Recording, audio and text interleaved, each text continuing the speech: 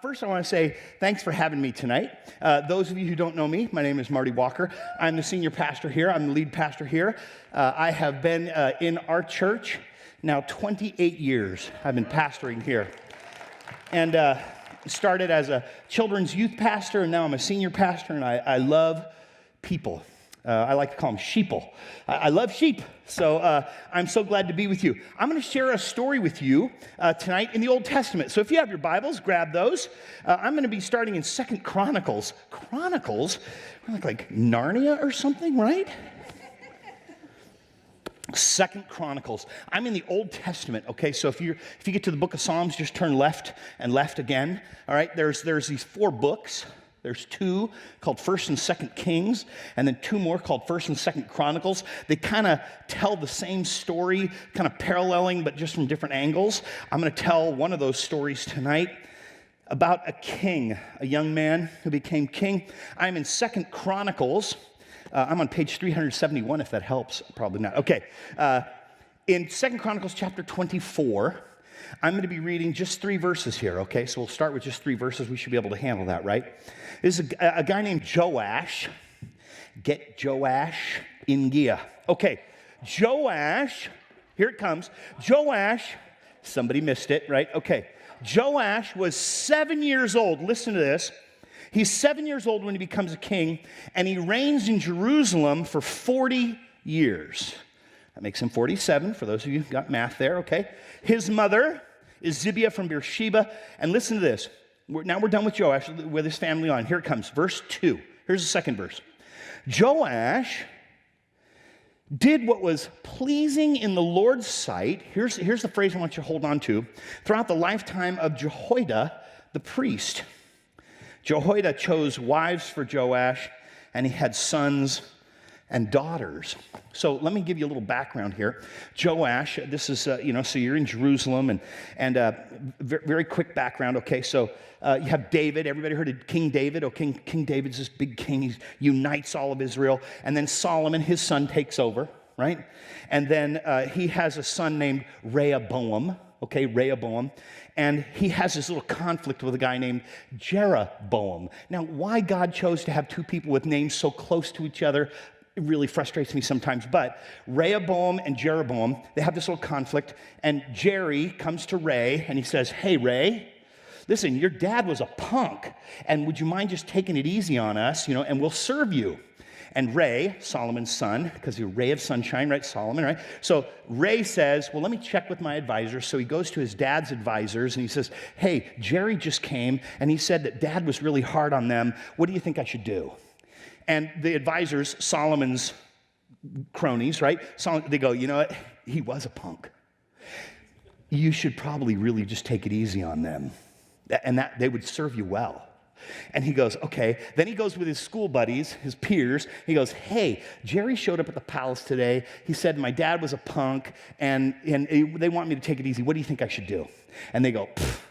And the words are like this. He says, man, you just tell them your thigh is bigger than your dad's pinky or something like that. It's just crazy. Crazy talk. And so Solomon's son, Rehoboam, says, I'm going to treat you poorly.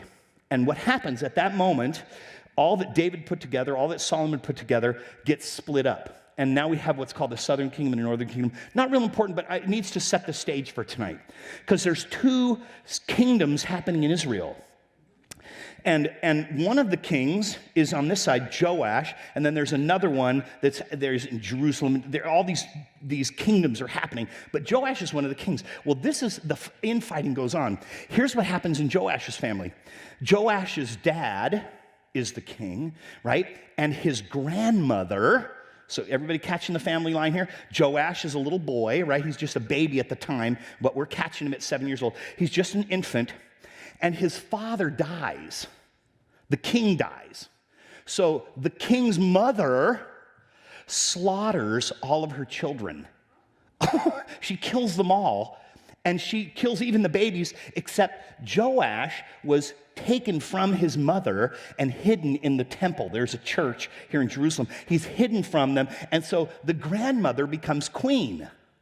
And so now she's reigning queen because she's killed off anybody that could be king or queen, and she's like rule by authority and power, okay? Well, she dies, and they bring Joash out. They bring Joash out, and they kill the queen. They say, this is the rightful king. That's why he's so young, because it took him 7 years, and he's being hanging out. So watch this. This is the second part of it. Just turn to the left to 2 Kings chapter 12. We're going to kind of pick up the same story. In chapter 12, it's just a couple books here. We're in 2 Chronicles. You go to 1 Chronicles and then 2 Kings. Watch this. 2 Kings chapter 12 kind of tells the same story, but in a different angle. Joash, we just read about him, right? Began to rule over Judah in the 7th year of Jehu. That's the other king, the other side of Israel, right? In his reign, Jehu is running with Jeroboam, that side, right? Okay. And he reigned in Jerusalem for 40 years. We already knew that. His mother was Zibiah. We already knew that. And all his life, he did what was pleasing in the Lord's sight because, listen to this, Jehoiada the priest instructed him. So we've learned a couple things in these two places. First, we found out that Jehoiada the priest, he did everything that was pleasing in the sight of the Lord throughout the lifetime of Jehoiada the priest. That's what we learned in 2 Chronicles, right? And then in 2 Kings, we find out that Jehoiada the priest was the instructor. So Jehoiada is standing by. He's the priest that saved his life from his grandmother, okay? So here's Joash. He's doing this. And then coming back over to 2 Chronicles, it says that Jehoiada chose 2 wives for Joash. He had sons and daughters. I mean, this guy was so controlling of Joash and making sure that Joash was making all the right decisions, he even chooses his wives. Here's who you should marry. Hey, it's time to have a kid. You should probably have a kid. Hey, do this. Hey, do that. Hey, do. He's constantly telling Joash what to do. And so what happens is Joash makes the decisions that Jehoiada the priest was actually making. Everybody following that? So that's what's going on, is we got this priest who's going, this is a good decision, make this decision. And he goes, I make this decision as king. And then he says, you should marry this woman. I'm going to marry that woman. Right? He says, we should have a parade. I'm going to have a parade, right? This is the way this works. And he does this for 40 years under Jehoiada's instructions. Jehoiada whispers something in his ear. The king says, this is what we're going to do. It's working pretty well. Seems to work really well. Now, keep in mind, again, Jehoiada is the priest that rescued him from death. He brings him to the temple and raises him in the temple from infancy through 7 years old, and then for the next 40 years, instructs him on what to do and how to do it. He's got a tutor. He's got someone by him all the time saying, hey, this is a good decision, this is a bad decision, this is a good decision, this is a bad decision. At one point, they take on this project and they say, you know what, the temple's all run down, we got to refix it, we're kind of refurbish it, kind of rejuvenate the life around here, plaster the walls here, put some paint up here, hang a painting, the kind of thing. And he says, let's collect money, that's what we should do. And you know what Joash does? Exactly as Jehoiada told him to do. As long as Jehoiada's around, this is what we're hearing, as long as Jehoiada's around, Joash is making the right decisions. But what happens if Jehoiada's not around? Then what's going to happen? Right? So watch this. Coming back to 2 Chronicles 24, because that's where we started, right? 2 Chronicles 24. Listen to this. I'm just going to read you a little bit of that story. I'm going to read these, verse 17, 2 Chronicles chapter 24, verse 17, and I'm going to read right through verse 22. After Jehoiada's death, that was our question, right? What happens when Jehoiada's not around? Watch this. After Jehoiada's death, the leaders of Judah come and they bow before King Joash. And they persuade him to listen to their advice. I bet you that wasn't very hard, huh? He was used to doing it with Jehoiada. So a bunch of other guys come and say, hey, you ought to listen to what we say. Okay, I'm listening. Watch this. They decided to abandon the temple of the Lord. Why are we spending all that money on that building? This is the dumbest idea you've ever come up with yet, right? Abandoned the temple of the Lord, the God of their ancestors, and they worshiped Asherah poles and idols instead. And because of this sin, anger fell upon Judah and Jerusalem. And yet the Lord sent prophets to bring them back. So the prophets are going, hey, bad idea. But Joash is going, but they told me to do it. Right? He's just following orders, right? These are what my buddies are telling me. We should do this. He sends prophets to warn them to bring them back, and the prophets warned them, but the people wouldn't listen. Then picking this up in verse 20, he says this, then the Spirit of the Lord came upon Zechariah, the son of Jehoiada. So here's Joash's stepbrother. Catch that? This is the son of the man who saved my life. I'm Joash, right? So the man who saved my life and brought me to the temple, this is his son, Zechariah. Listen what happens. It says, the Spirit of God came upon Zechariah, the son of Jehoiada the priest, and he stands before the people, and he says this, hey, you guys, this is like really a bad idea. I think we should like cease and desist. This is not good. We shouldn't be doing this, right? This is what God says. Why do you disobey the Lord's commands and keep yourselves from prospering? You want to do well? Stop doing this stuff and start doing what he told us to do. You have abandoned the Lord, and you know what? Now he's abandoned you. This is pretty serious. Verse 21. Then the leaders plotted to kill Zechariah. They're like, he's spoiling our party. Okay? And King Joash, here it comes, ordered that they stone him to death in the courtyard of the temple. That was how King Joash repaid Jehoiada for his loyalty by killing his son. And I find myself in this position. I don't know about you, but as long as I got somebody whispering in my ear, hey, go do this. Hey, go do that. See, that's the way we function. And we learn to function like that at a very early age. We have parents telling us what to do. Got brothers and sisters maybe told us what to do. We got people whispering instructions to us saying, hey, this is something that you should do this. Hey, let's go take some cookies. No way, Mom's going to catch us. She's not going to catch us. Let's go get cookies. And then you go get cookies and you get caught. And you know those moments? Let's cut school from stealing cookies to cutting school. And then into whatever various thing we choose to pick up to try and fix the ache that's deep inside of us. And we've all got one from somewhere. In fact, some of those aches often come from the very relationships I just mentioned. The aches and pains that come from parents and siblings and school. We start growing up. For me, I was called dummy, because I got ADHD, and this is back in the day before they knew what to do with me, so they stuck me in like the special classroom, because I can't focus, I can't concentrate, because I like ice cream for dinner, right? So they don't know what to do with this cat, and so they go, well, he's just kind of special. They don't know what to do with me, and I know what to do with me. Just let me do what I do, Don't tell me what to do. I know what I want to do. I knew early on that I was going to be a pastor because all of my report cards said, talks too much, talks too much, talks too much, talks too much, won't stop talking in class. I'm going to be a pastor, right? But here's this thing. I try to cope with some of the decisions that I've made, listen to this, and some of the decisions that have been made for me. Sometimes people are making those decisions for me. Or at least I want to keep them responsible for the decisions I've made. And so I point to the Jehoiada in my life. She said, he said, they said. But ultimately, I made that decision. Ultimately, I'm making some decisions in my life. I make choices. We all do. Probably the worst place to make those choices is by ourselves. We make a lot of choices alone. That's probably the worst one. The second worst one is what was happening here. Bad counselors. We talked about Rehoboam talking with his buddies. Hey, what do you guys think I ought to do? Dude, they think your dad was bad. Be twice as bad. You go tell them, you know what, man, your pinky, this is the wording they use, your pinky is bigger than your father's thigh. I mean, that was like war language for Bible days. I don't know, but that's what he says. So he goes back and he goes, man, he says, you know what? Here's what Rehoboam said. My dad, he used whips on you. I'm going to beat you with scorpions. Again, that's war talk in the Old Testament, right? But this is what he says, because he took bad counsel. He's listening to the wrong people. That's exactly what was happening with Joash.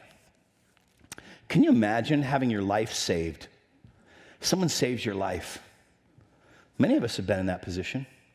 I've been in that place. I've had my life saved. I cannot imagine killing the child of the person who saved my life.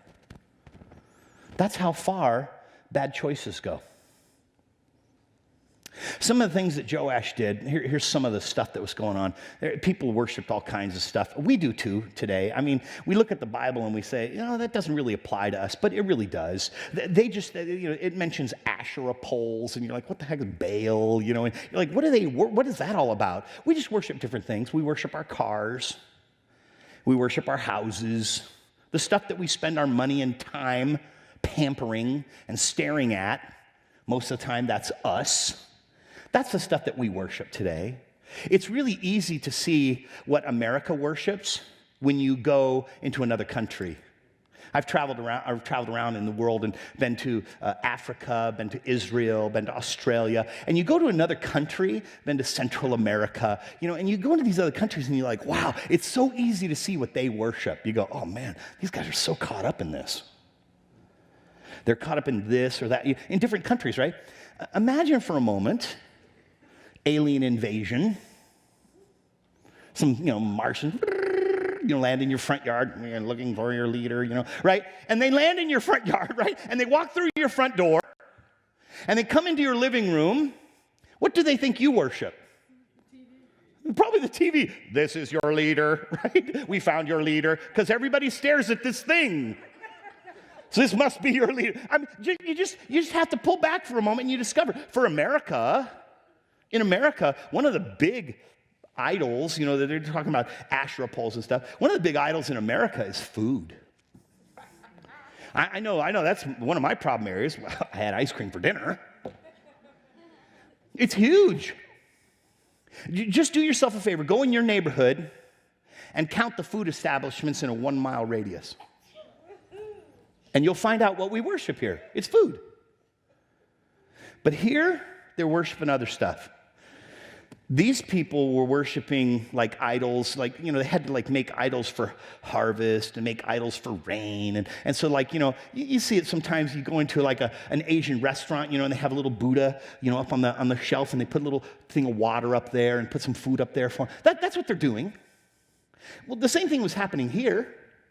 But for these gods that they worshiped, they required more than a little cup of water. They required life. And so oftentimes people would have babies, and then they would burn their babies to these gods so that they would get a good harvest or something. It was crazy stuff. Well, Jehoiada finds out about this because the grandmother was running the country for a while. And he turns to Joash and he says, hey man, we ought to get rid of all those temples and the foreign gods that we all worship. That's not a good idea. And Joash goes, yeah, get rid of number 1 and 2, and let's get rid of 4 and number 7 and 8 and 9. And Jehoiada's like, I think we should get rid of all of them. But he doesn't.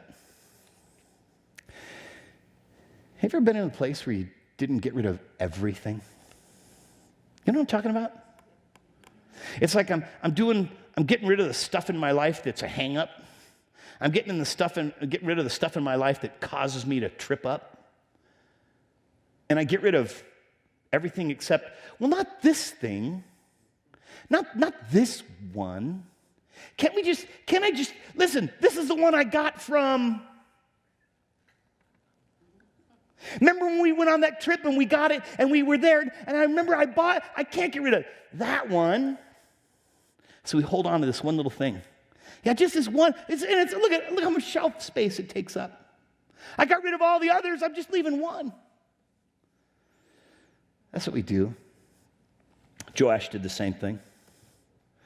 As soon as Jehoiada wasn't around, they got going. Says they started to worship all the other gods. As soon as Jehoiada dies, after Jehoiada's death, the leaders of Judah come and say, hey, let's abandon the temple of the Lord and let's worship Asherah poles and idols instead. Okay. Because Joash left number 5, number 7, and number 10. But I got rid of 1, 2, 3, and 4. I got rid of 6 and 7 and 8. I mean, come on. I did a pretty good job cleaning house. How much is too much cleaning? Right?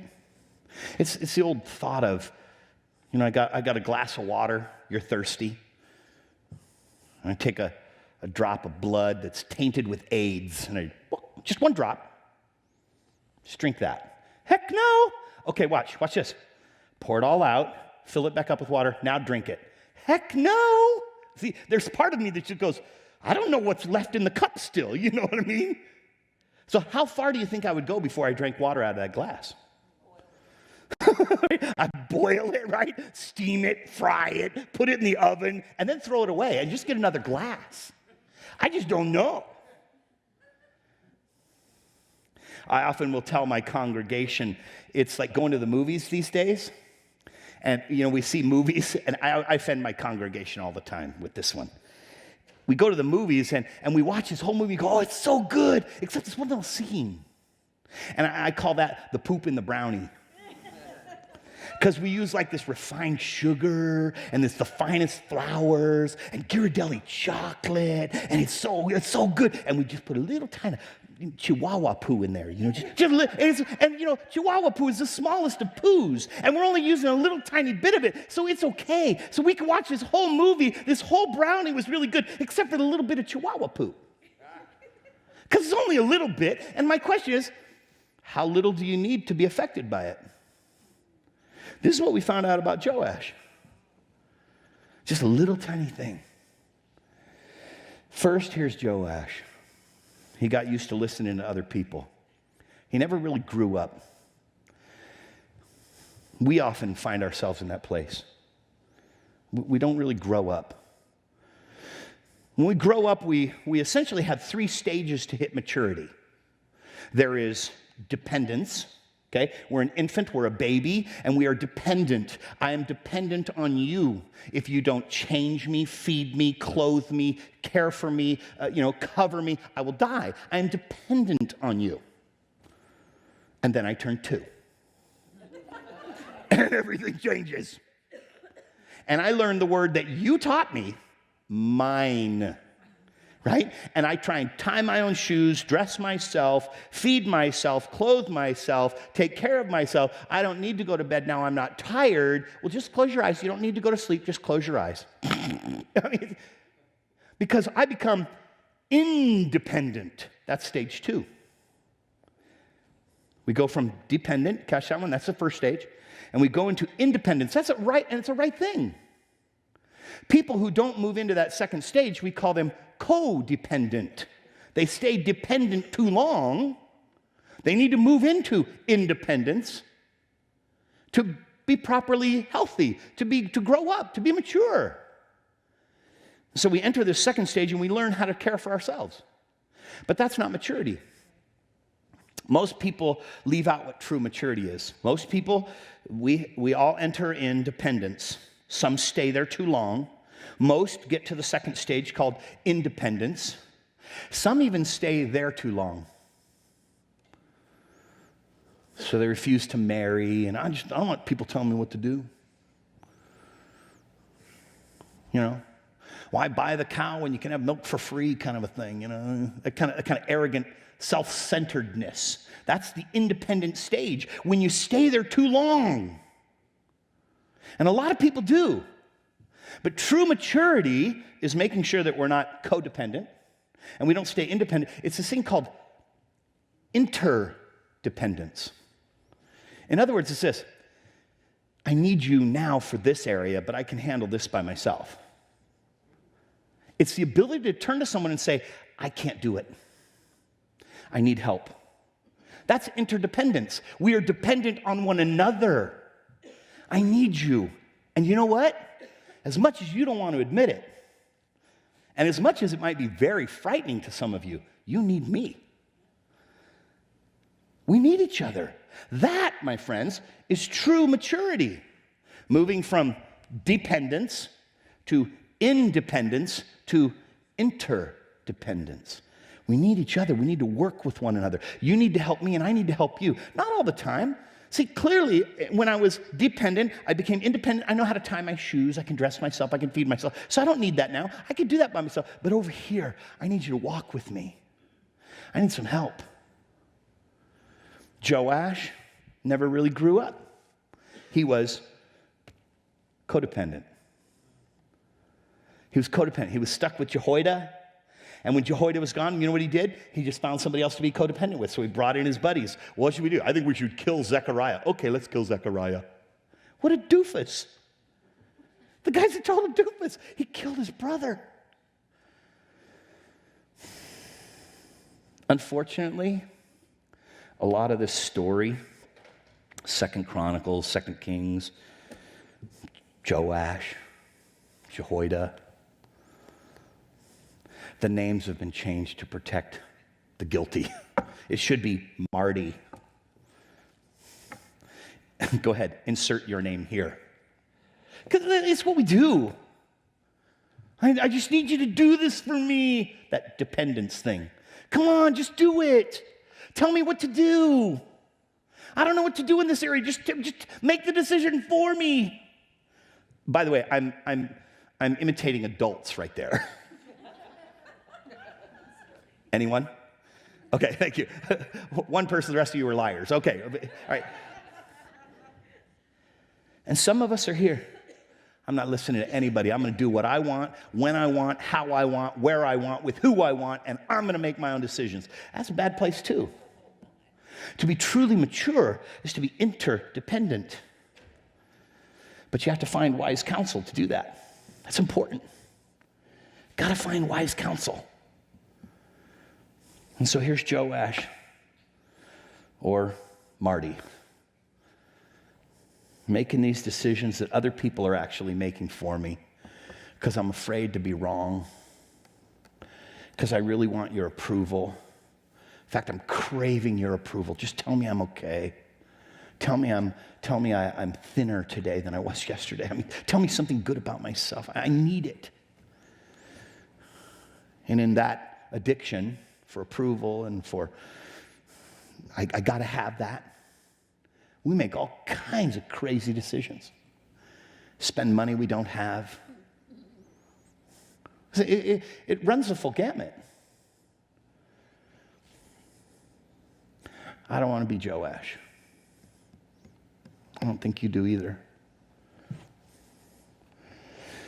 I don't want to be this guy, but I find myself in his position a lot, and it irritates me. I irritate me. I go, what was I thinking? Oh, I wasn't. I was letting them think for me. Now listen, there's first Bible says, if you want to get a great chapter, it's one of the longest chapters in the Bible. It's called Psalm 119. And it's all about the wisdom that's written in this book. You don't know how to handle your finances? Check here. Are you unsure about how to handle a relationship? Check here. You don't know what to do about your marriage? Check here. How about your job? Check here. Parenting? Check here. What is it that you're lacking today? Check here. You're stuck somewhere? Check here. You'll get unstuck. So this is the answer to everything that's our problem. The unfortunate part is we're checking this last. I'm gonna take a little chance here. If we're checking it at all. Sorry, this is one of my problems. I'm smart enough. I don't need the Bible to tell me what to do. I know what to do in that situation. I'm not stupid. Okay. It's a problem. I want to end tonight with just one verse, two verses actually. And if you're in your Bible, 2 Chronicles chapter 25, this is where I don't want to go. Listen, I've been shepherding for a long time. I've been a pastor a long time. I love the church in all of its mess. I love the mess of the church. I like that the church is not neat and clean. I really do. It threw my staff off the first time we were in the bathroom and somebody had tagged one of the walls and they were like, oh man, we got to do this. I'm like, yeah, but that means somebody was here who would tag a church. I mean, who thinks of that? I mean, they're going to have to pay the price. They'd tag God's property. You wouldn't catch me even thinking about that. But I'm like, yay. The problem is it just doesn't affect me. Watch what happens in 2 Chronicles chapter 25. Amaziah is Joash's son. He's 25 years old when he becomes king, and he reigns in Jerusalem 29 years, and his mother was Jehoiadin from Jerusalem. Here it comes, verse 2. Amaziah did what was pleasing in the Lord's sight, but not wholeheartedly. That's what we pass on. And you know what? I don't want to pass that on. That's what my life of compromise passes on to people around me. And specifically in this particular case, onto my children. I just don't want to do it. I don't think you do either. So we're going to have to figure out how to make that happen. And that's coming here and going, God, I'm going to need your instructions because they're higher than mine. Your ways are higher than mine. Your thoughts are higher than mine. Why don't you show me how to do this? Because my marriage is what it is because I've been in control of it. And this little ring doesn't help me all the time. I wish it did. I wish it had like superpowers. Ta-da! You know, it doesn't. So I have to seek him out. I think we need to seek him out. We're going to do it in song. Here's an option for you as we go into worship. Come on up here, worship team. As we go into that, you have an option. You could sit here and go, oh, those are cool words. Oh, I've never heard this one before. Or you can stop and go, how do I get into that? How do I let that come, not just in me, but through me? It's a tough one. Let's pray. Lord, you are good. We see it. There's witness to it all over our lives. If we look close enough, we can see your fingerprints touching everywhere. So I ask in the name of Jesus tonight as we worship you. God, we come to worship you. These songs are for you because the Bible tells us that the Father is searching for those who would worship him. And right here tonight, there are some who will say, I'll do it. If you're searching, search no more. Here I am. And so we choose these songs and we say, you know what? We dedicate this time to you, not to us. We've spent all day doing that. The whole day has been centered on my thoughts and my ways and what I want to do and how I want to do it. And this moment right here, we're going to focus on what you want. You want people who will worship you in spirit and in truth. In Jesus' name, let it be so. Let it be done.